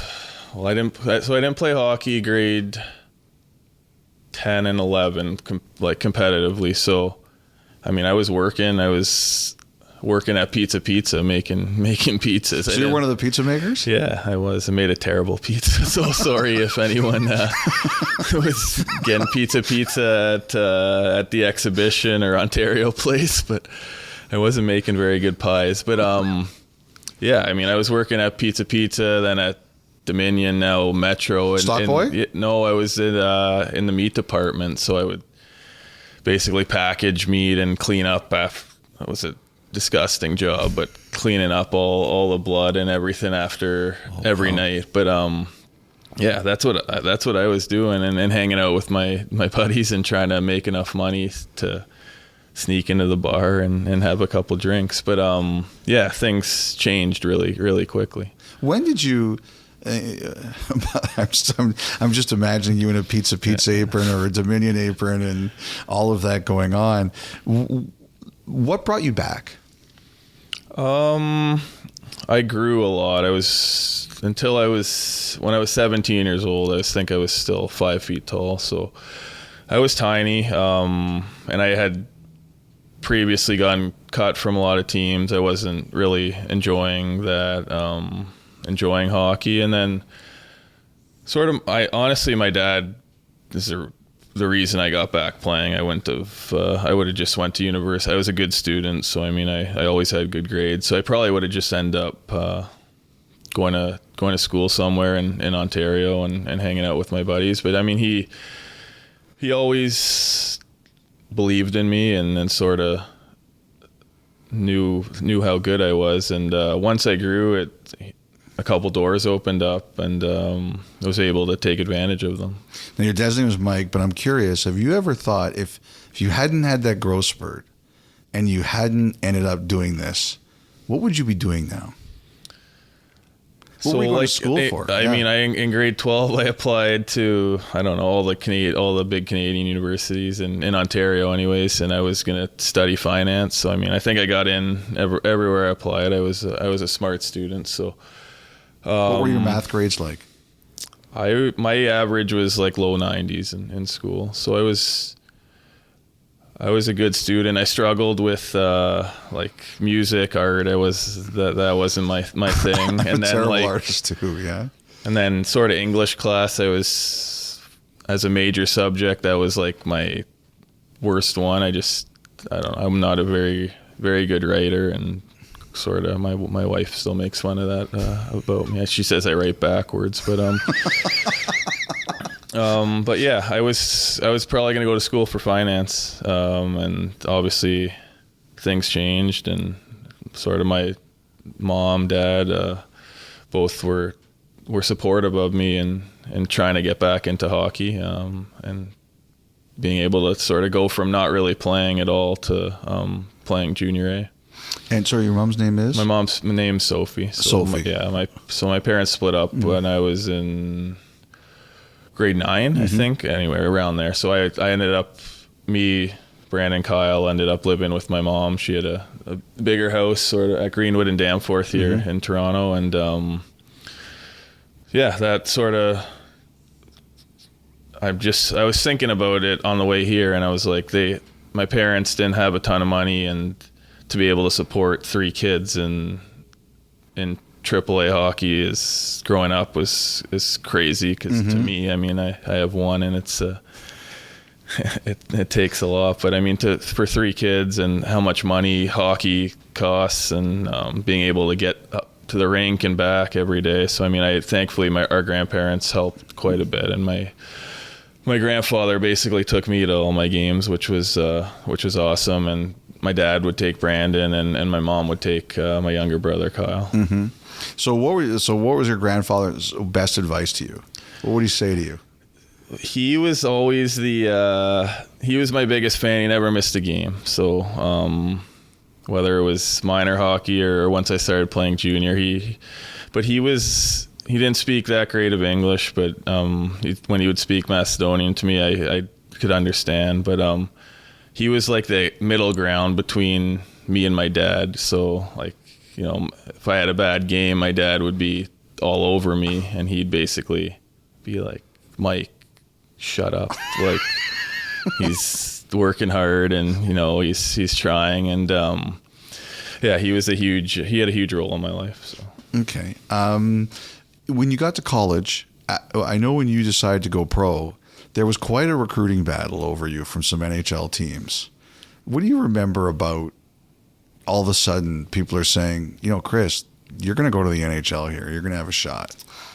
Yeah, it went from 0 to 100 really quick. We had a great team at RIT and just started winning and rolling, and I was playing great, and I had a great D partner, and Dan Ringwald, who was a senior, helped me a ton, and he was a really smart player, really talented player, and we won our conference, and so then we got an automatic bid into the tournament, and I think we were 15th ranked, so we played 2 Denver and upset them, and then beat 5 New Hampshire, beat them. Denver, we sort of got lucky. Our goalie made a bajillion saves. But yeah, then sort of after that, there's like a 2-week break after that, and then you go into the Frozen Four, and we played in that outdoor. It was in Ford Field in Detroit. Yeah. So it was in the football stadium, and at the time, I think it was like the biggest college game that happened. So there was 2 weeks in between there, and all of a sudden stuff went from I had zero clue teams were even looking at me, and then all of a sudden there's 8-10 teams trying to watch me play, and then after that weekend all of a sudden everyone wanted to interview me and talk to me. So it went from nothing, and then in 2-3 weeks I have to decide between 7 or 8 teams where I'm going to play, and my whole plan was always to stay in college, and I was same height as I am, but I was super scrawny. And what did you weigh at the time? I think I was in the 160s. So. And what are you now, 210? No, now I'm just under 200. Okay. But so I was always planning to stay because I figured I needed to get stronger, and even after we lost in the Frozen Four, it was I'm going to stay, and then just sort of taking advice from people, and you could always go back to school sort of thing, right? If this could be your one opportunity and only opportunity to go play, which my dad was definitely stressing. So it ended up being a really good decision, and I'm very thankful for. What do you remember about, who was the first team you talked to? Who was the first team that said, Chris, we want you? So I think Washington initially saw me, and so they're good for the people scouting from Washington. Were good friends with my college coaches, so I think they played at Bowling Green together, and so I think they initially saw me, and then once one team saw me, then there was 10 teams, but and then Dave Gagne, Sam's father, we played sort of against each other growing up for some time. So, and we played roller hockey together. So he was working with Vancouver then in player development, and him and Stan Smeal, Steamer, were running that thing, and I talked to them, and I think them and Ottawa sort of became the most interested teams in me, I think. The joke in Vancouver was that Dave Gagne and Stan Smeal fought each other to argue who took more credit for bringing Chris Tanev there. Yeah, no, both awesome people. Yeah, Dave definitely helped me a ton, and then he sort of moved on from. Yep. Obviously, he's in the agency business now, and then Steamer is just a nicest man alive, and would sort of do anything for you. And it was those two really helped push me along, which was awesome. Was there ever a time you regretted picking Vancouver? No, I mean I talked to a bunch of other teams, and some teams their GM was there, some it wasn't. So I mean, you can tell sort of which teams really wanted you, right? If there was just a couple of the player development guys there, and then in an hour you're going to meet with Mike Gillis and Lauren Henning and Dave Gagne and Stan Smeel, you're like, okay, this team wants me a little bit more, I think, than the other team. And I think the two front runners were Vancouver and Ottawa, sort of, and both had really good meetings with them. And then I think just because of knowing Dave, just you were going to get an honest look, right? That's all I ever wanted, is if I was good enough to play, would they call me up, just because I'm not a first round pick. I'm a college free agent that no one knows about, right? And they said they would, and I mean, in like 2.5 months sort of in the minors, they called me up after that, which was awesome. So you walk into a room with Bieksa, Kessler, the Sedins, Burrows, Luongo. What was it like there? What do you remember about the first time meeting all these guys? My first game was in Colorado, and I think I was still a little skinny kid, and I think I took my shirt off, and Keith Ballard was like, "Oh my God, you're gonna get killed." And he was, I don't know, it was probably 100. I think it was 168 pounds or 170 pounds my first year. So I wish Roger Takahashi, our strength coach, was here. He knew all that stuff, but yeah, just. But I just remember how great all the guys were, and Bally was my partner for a while, and Kevin and Dan Hamhuis are so incredible to me. They sort of taught me everything, taught me how to play, taught me how I should act, how I should dress. Why am I eating this? Why aren't you eating this? And then you had the twins, who are the epitome of how you should do everything. I mean, they're the hardest workers, best in shape, best players. And then there's guys like Manny Malhotra, who pro. Manny was basically a coach, right? So I mean, you have bad periods and the coach doesn't want to come in between periods. Manny's up on the whiteboard, be like, guys, all right, if we do this, we're gonna win the game. And sure enough, we had a really good team, and we'd always come back. But just what I would remember is how great they treated me, and how welcoming all the guys were. There's a couple of things there that you said that really stand out. And I've had guys tell me that they'll show up, and I think everybody understands when some people don't have the best suits or anything like that, and there will be a player who will pull them aside and say, "Come with me. I'm going to get you some stuff." So you just don't worry about it. Just look a little better. Did that happen to you? Yeah, I mean, I feel like I dressed okay, but I still like Manny would be like, "Hey, come on, kid, let's we're gonna go to the store," and he'd be like, "All right, this looks good. This doesn't look good."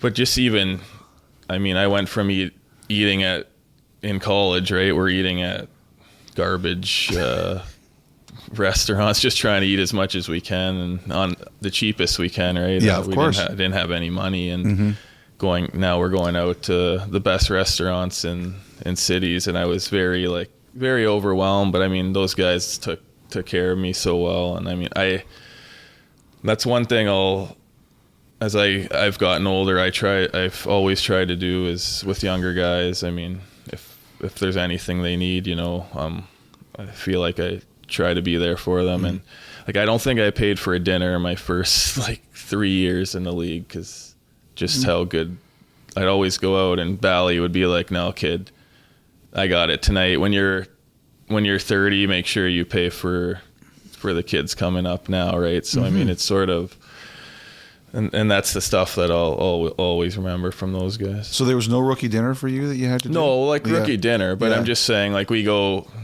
tonight, if we're gonna go to, I don't know, Harbor 60 or something, they would never even let me. I'd always try to pay. They'd be like, "No, you're not paying. When you sign a big deal, take care of the young guys that come up," and sort of that's always stuck with me for sure. So what was your rookie dinner like? Do you remember? My rookie dinner sucked. It was in Minnesota on a Tuesday. We went curling and to dinner and then out. But I mean, I've been to a lot better ones than mine. Who picked that? I think the schedule was just not great, and we didn't have a lot of rookies. So I think I was me and Cody Hodgson maybe were the only ones. So I mean, it was tight schedule and tried to fit it in, and I think that's how it was. Who was a good curler? Who, I don't know. I feel like Hammer would be, Dan Hamhuis would be. I have bad? no clue.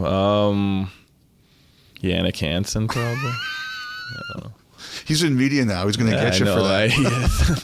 I miss Yannick. I haven't spoken to him in a while, but he's awesome. So now, when you're in Calgary and you're a veteran, who are the guys that you really take care of? Like, you've got a bunch of guys who've been called up. Yeah, I mean, now we had such an old team the last few years. We haven't really had any young guys, but I mean, obviously Dubes.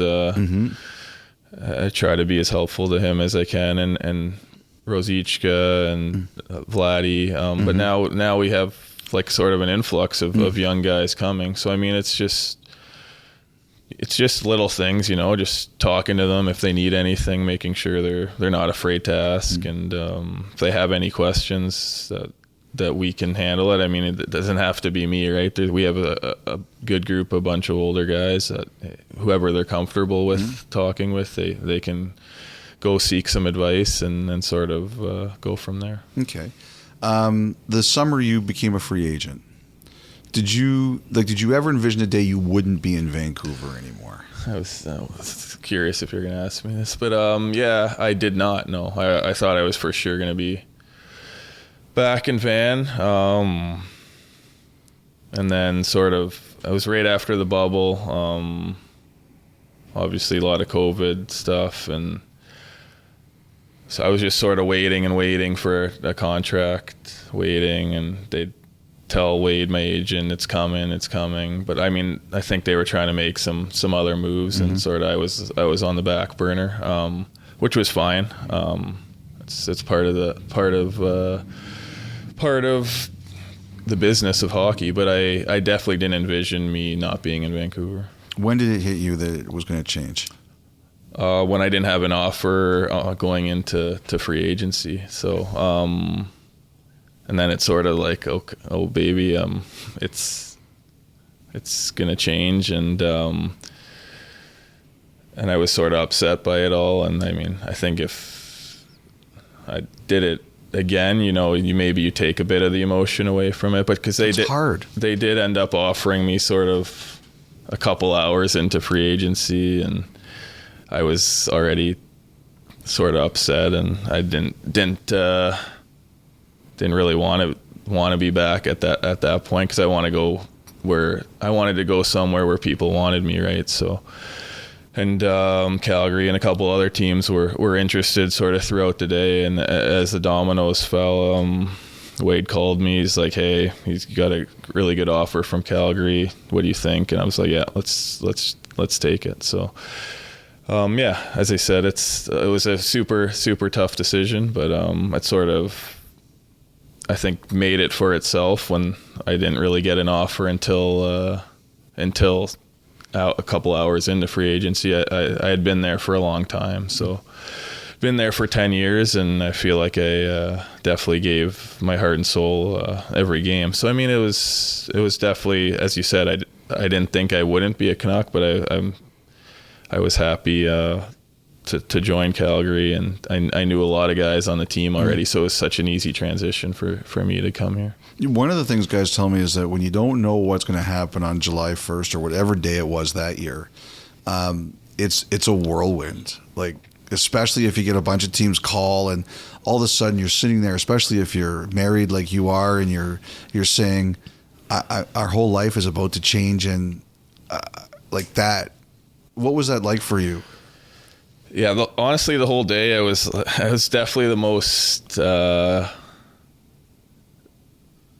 don't know if nerve-wracking, but mix of emotions sort of throughout the day, because going to bed that night I was like, okay, we think a couple teams are interested, we'll see what happens sort of whenever the time is. I don't know if it's 10 or noon breaks, and then it was sort of slow in the morning, and you're like, oh man, what's going on here? I'm not gonna have a job next year. Yeah, where am I gonna go? And then stuff picks up, and then Vancouver sort of offered me a 2-year deal, and then it was like, no, these teams are gonna offer you a 4-year deal. Where do you want to go? And it was very, very much a whirlwind of emotions for sure.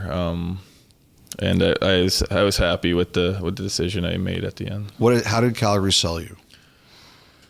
I knew Gio well. I knew Monty. I knew Johnny a little bit. I knew Luch. I knew 7 or 8 guys on the team, and it was sort of Gio was FaceTiming me like, "Come on, let's go, sign the deal." Blah blah blah. And I mean, it was then Luch would call me, and then so you felt like people wanted you there, and it was. I think that sort of made the decision easier for me. When you think back at your time here in Calgary so far, what are the things that stand out for you? What do you remember the most?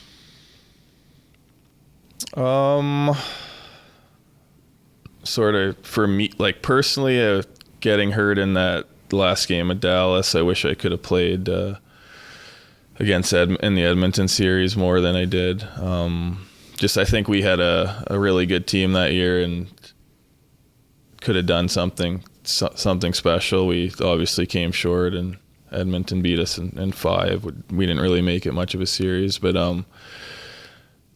I think that team was we had a special group of guys on and off the ice. We gelled really well. So I mean, I think coming up short then definitely sucked. But just moving forward, I mean, I think we obviously underachieved last year, and sort of the start of this year hasn't gone to plan. But I mean, there's been a lot of change. So I mean, the last few games have been a lot better for us, and we just need to keep that trend going.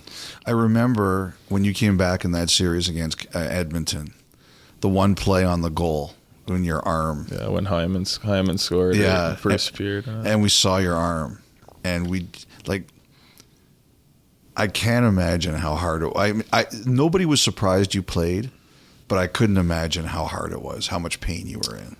Yeah, I mean, I hate when sort of everyone talks about that stuff, because there's so many guys who play hurt and play through stuff, and only sometimes the media hears about certain guys, right? So I mean, there's a lot of guys who are doing stuff, and yeah, that was just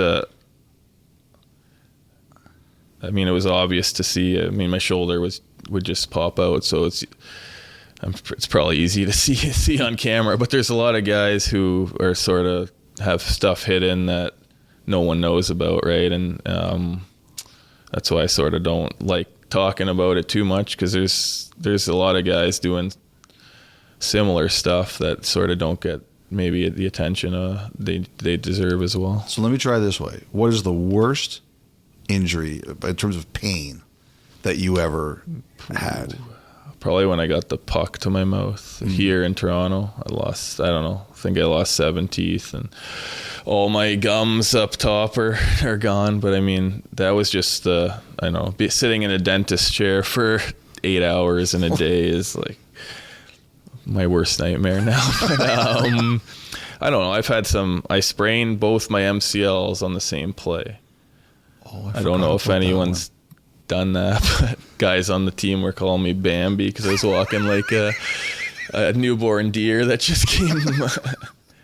That's the thing, like you're in pain and your teammates are ruthless, ruthless. So that was like I literally couldn't walk almost. I had both my knees were hurt, but yeah, I don't know. I had a couple years where I had some tough injuries, but definitely feel like I've overcome that and have been quite healthy the last 4 or 5 years.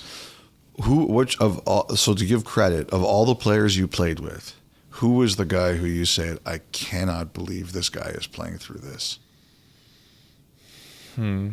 I think the Twins did a lot of stuff that people don't know about. So I think as like Hanks got a bit older, his back wasn't great, and he literally couldn't walk sometimes, and he's out during the game and he's the best player on the ice, and I don't like no one knows about it. I think I don't know. I sort of how those guys conducted themselves was so awesome and professional, and they didn't want any attention at all, and it was sort of wanted everything to be about the team and try to succeed as much as we could. And they're them, and I mean Kevin also.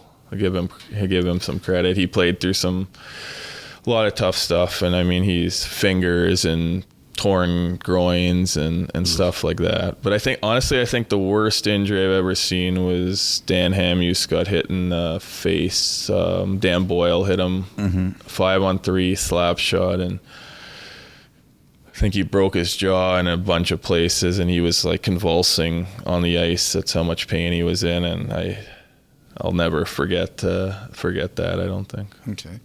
Just let's talk a little bit about Calgary. First of all, this year, in the offseason, I don't think anybody knew what this group was going to look like. And then when you came back, it seemed there was some optimism, Michael signs. Just what was the overall feeling at the beginning of this year here?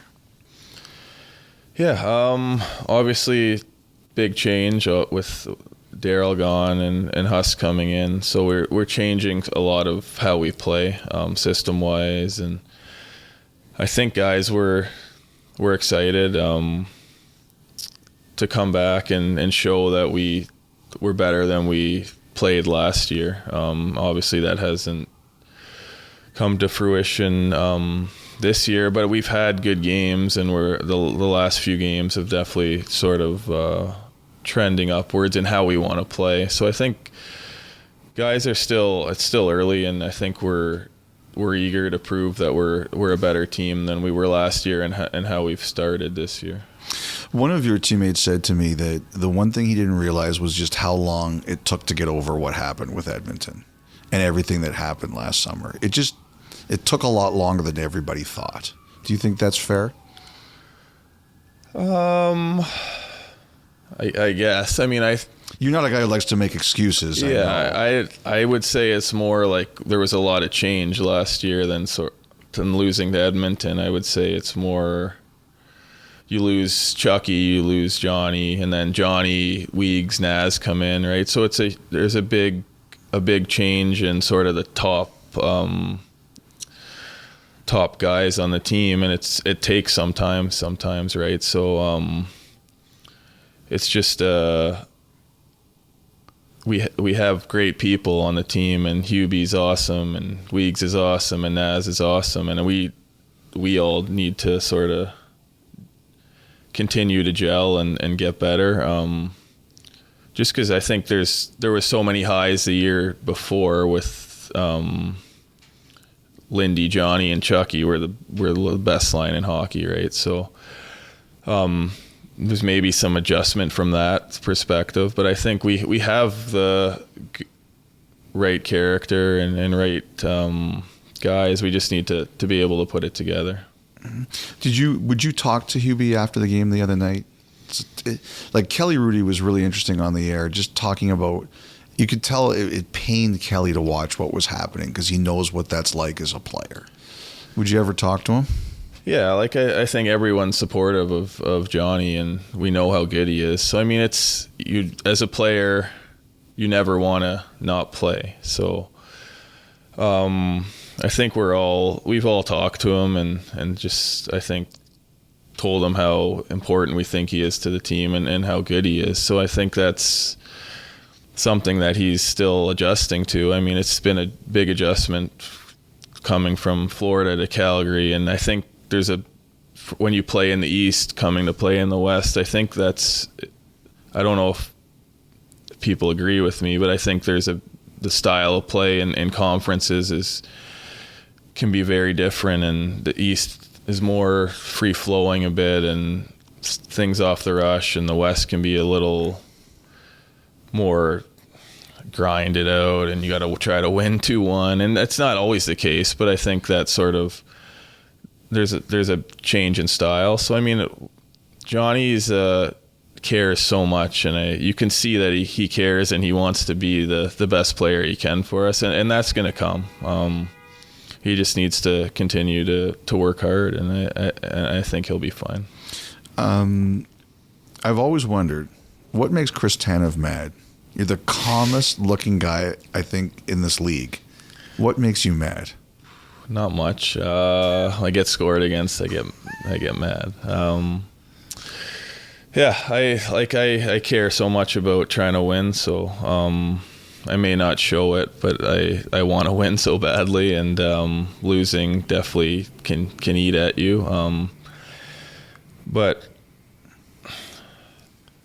I think if you have a bad game and you don't perform how you think you should be, I get quite upset. I might not show it, but that sort of stuff. I mean, I care a lot about hockey, and I've been doing it for such a long time. So as I said, winning is really what I want to do. So when things don't go your way or things aren't going as well on a team, it can get upset. But I mean, I don't know. I'm not. I was wondering, have you ever blown up in a dressing room, like in an intermission or a post game?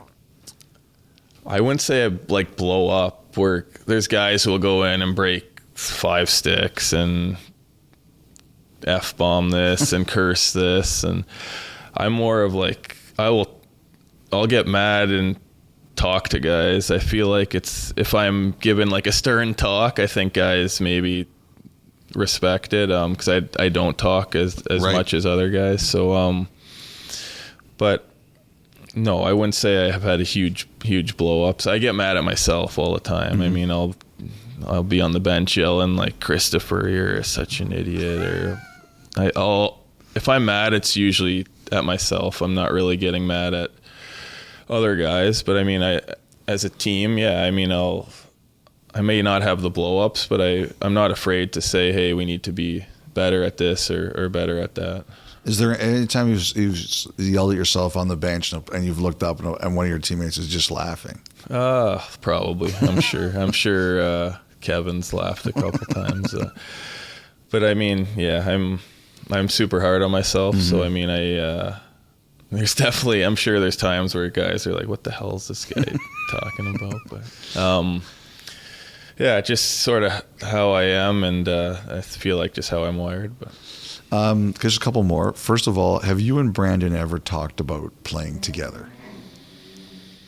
We have a little bit, because a couple of years ago, I guess it almost came. It almost happened. One of the GMs called me and was like, hey, we might trade for your brother.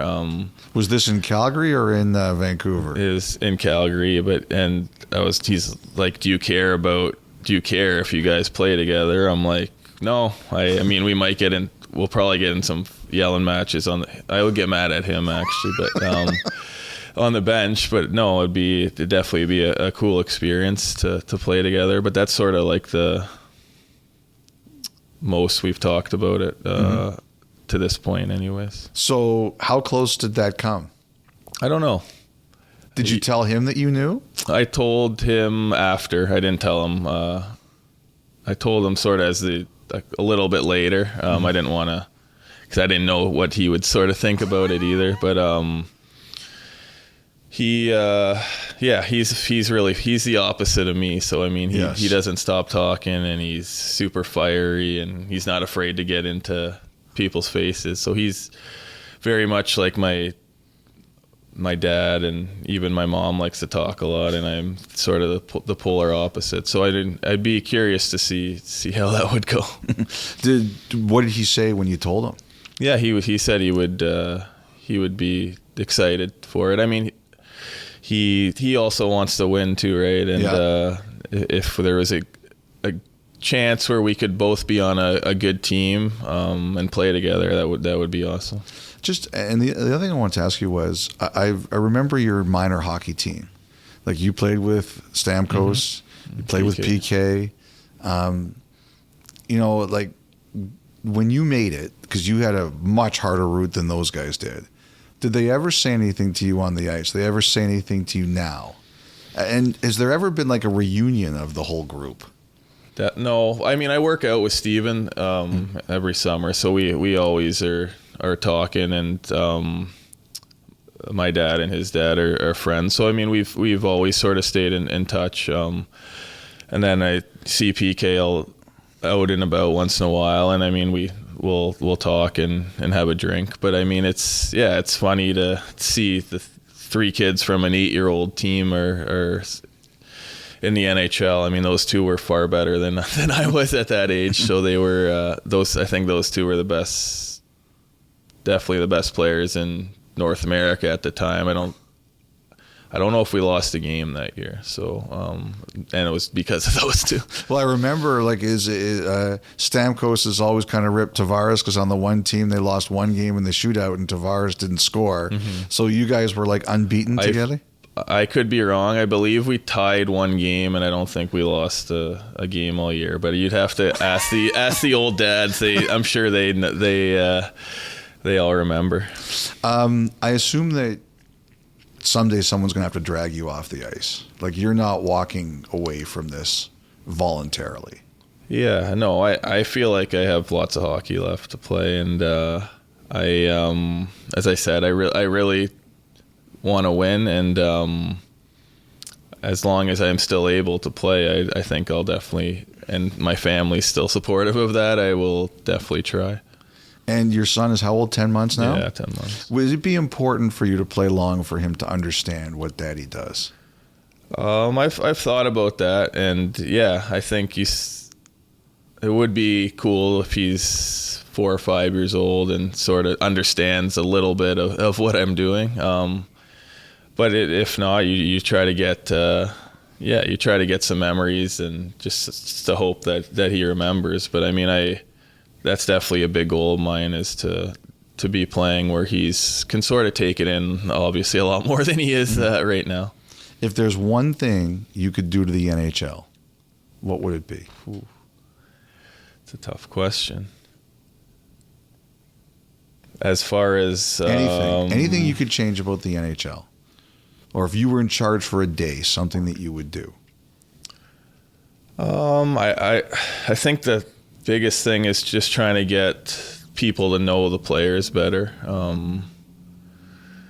I think you look at others, and I know there's not a lot of personalities in hockey. There are, but people are sort of maybe afraid to get out there, or maybe they don't have access to as much of a following as other sports. But I think there's a lot of stars in the league, and I think just trying to maybe get out there and grow the game, and sort of seeing what they're about. So who's the person that you know that you'd be like, if they showed themselves out there, people would love them? You have a name. Oh, I'm trying to think, but there's different ways. I think, like, you could go and look at Quinn Hughes, and me and Quinn are pretty close, and just talk to him and understand how he thinks about hockey, and that would intrigue a lot of people, I think. Or you can, like, we have Z on our team, who's a big personality. He loves to talk, and sort of just seeing his different opinions on things would, I think, definitely get a lot of people's attention. So there's different ways to go about it. You can sort of look at, like, Z as he's definitely going to have his opinions, and whether you believe it or not, I mean, he's going to attract sort of people to the game. But then you could also talk to a guy like Quinn just about hockey, and I think how he sees the game would interest people that don't really know about it, you know. Okay. Is there anything I haven't asked you that you'd want to say? No. Good. No, I know you're not going to volunteer too much. Thanks very much, Chris. I really appreciate it. No worries. Thanks for having me.